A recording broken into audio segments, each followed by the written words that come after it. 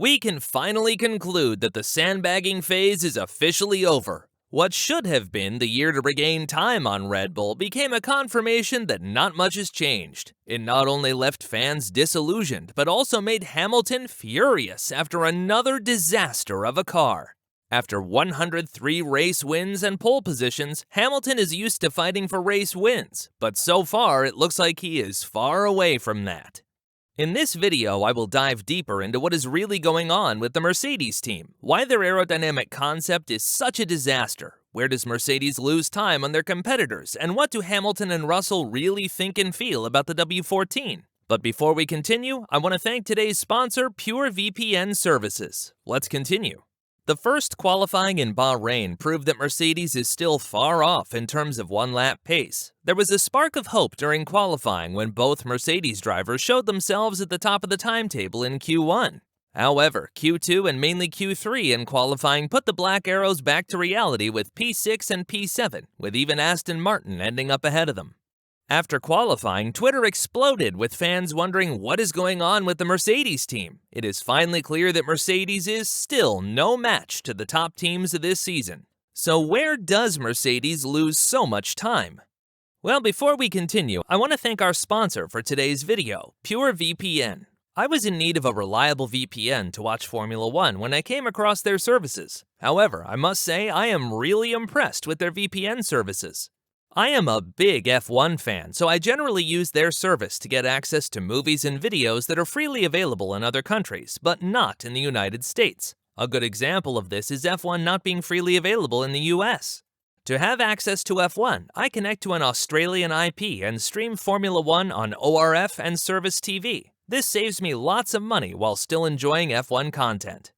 Even my friends from the UK got hooked onto PureVPN so they can watch the F1 races on F1 TV Pro instead of needing an expensive membership from Sky Sports.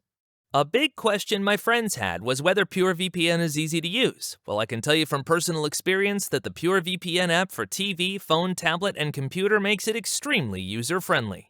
Even more good news is that PureVPN has many servers all over the world, meaning that you can watch even more geo-locked programs and services in different territories. Worried about PureVPN storing your data? No need to, as PureVPN does not monitor, track, or store what you do online, so you are safe to watch more of the racing guru. Check my description for more details. Now let's continue. Is it still top speed? Let's have a look at what the data has to say. Last year, the German-British team had a huge deficit on top speed, which cost them around 0.3 every lap. Since there is a so-called engine freeze active in F1, teams can't improve the performance of their engines, unless they can prove to the FIA that due to an update they improved the reliability of their engine. This is exactly what Ferrari and Mercedes have done, and therefore are able to extract more horsepower out of their engines. So what did it bring to the Mercedes team? If we analyze the data, we see that Mercedes is now equaling the top speeds of both the Red Bull-powered cars as well as Ferraris. Whereas Ferrari hit 326 km per hour, both Red Bull and Mercedes were just 1 km per hour slower. This equals to almost 30 centimeters or 12 inches per second that Mercedes loses at the end of the straight. So how do they do in the corners? First and foremost, I have to mention that Russell and Hamilton were on a different downforce strategy. When I said that Mercedes was just 1 km per hour slower on the straights, I only mentioned Hamilton. Russell opted for a higher downforce configuration and lost up to 4 km per hour on the Scuderia. However, Russell gained more time over his teammate in the medium-low speed corners. Unfortunately for Mercedes, even a higher downforce configuration couldn't help them to outpace the top guys in the medium and low-speed corners. But what does this really mean? It means that Mercedes seems to have an aerodynamic disadvantage compared to the Red Bull and Ferrari. Now, we just had one qualifying, so we shouldn't draw too many conclusions, but we also shouldn't neglect what we have just seen. When F1 showed the on-track performance, it became clear that Alonso was mastering the medium-speed corners, with Russell closely following. After qualifying, Toto Wolff was interviewed by Sky Sports explaining what exactly happened. Our concept is simply not as strong as we expected. We are over 1 second slower in the long runs. We are far from happy. We had a year to see whether our development was good or not. Now we know that we are wrong, and it is up to us to make the right decisions.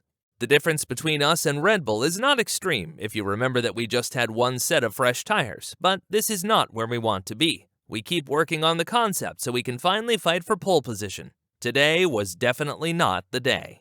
The gap is around 4/10, Wolf continued. There's a big gap, and we have to find more if we want to win. Both drivers didn't have a perfect lap, so there was maybe an additional 10th to 10th and a half to find. Maybe we could have ended in front of Alonso, but this is where we should be. This comes after both Hamilton and Elliott openly criticized the concept of Mercedes as well. In an interview with F1.com, Hamilton said, "We clearly went in the wrong direction, and we have to find a way to get back on the right track. At this moment, we are simply too far away from the guys ahead of us. I have to be hopeful because we made good progress last year. The gap wasn't as big as it is now. Do I think we can close the gap? Yes, but it will be difficult with this concept." Hamilton was visibly disappointed after qualifying, and he admitted they are still far behind Red Bull as he confirmed that their race pace is much better than theirs. "Do I think we have a chance? Maybe if the Red Bulls don't see the finish line," Hamilton said, laughing. "No, we are not in a position to fight right now. The car is simply too slow. I don't think we can even beat Alonso, to be honest, but we will see." George Russell, teammate of Hamilton, said something similar. "It was a difficult qualifying and a difficult weekend so far. We seemed to improve ourselves during Q1, but it became clear in Q2 and especially Q3 that we are still far off. Luckily, the car doesn't bounce so much anymore, but the speed of Red Bull is worrying. We now also have Alonso to deal with, and we all know how quick and relentless he is. I hope the guys in the factory come with a solution quickly." During the race simulation in FP2, Mercedes was constantly driving in the mid-1.38s, while Red Bull and even Alonso were hitting mid-37s. This is far from promising, but do you remember last year's race when both Verstappen and Perez didn't see the finish flag due to a mechanical problem? It remains racing, so even when someone looks the fastest, it doesn't mean they will automatically win the race. What might help Mercedes in their fight back is the signing of their new special advisor, who's coming over from Red Bull. Jane Poole, previous director of human resources of Red Bull, is getting the status of special advisor. The organizational knowledge she acquired through working closely together with Horner and other chiefs at Red Bull should help Mercedes streamline their operational processes now that a budget cap is actually restricting the German-British formation from mass-producing new parts to see what works. So what can we expect from the race? Unfortunately for the Mercedes fans, the long-run data doesn't look promising as they are the fourth quickest team and even have to worry about the smaller teams behind them. Even the betting offices have their opinion who will win the race, with Russell having a quotation of 1 to 34 compared to 1 to 1.40 with Verstappen.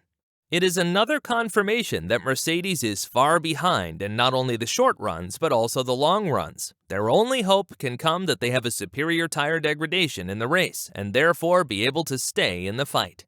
Mainly Russell has the best chance, as he drove with more downforce during qualifying. Due to the Park Firm rules, a team is not allowed to change much on the car until after the start of the race. Higher downforce levels not only results in higher speed in the corners, but also reduces the load on the tires, therefore keeping the tires good for a longer period of time. So, do you think Mercedes is able to turn around this season? Do you think Mercedes can fight in Bahrain for the win? And do you think Mercedes should create a similar concept like Red Bull? Before clicking on the next video, don't forget to check out PureVPN so you can watch all your favorite F1 content from all over the world.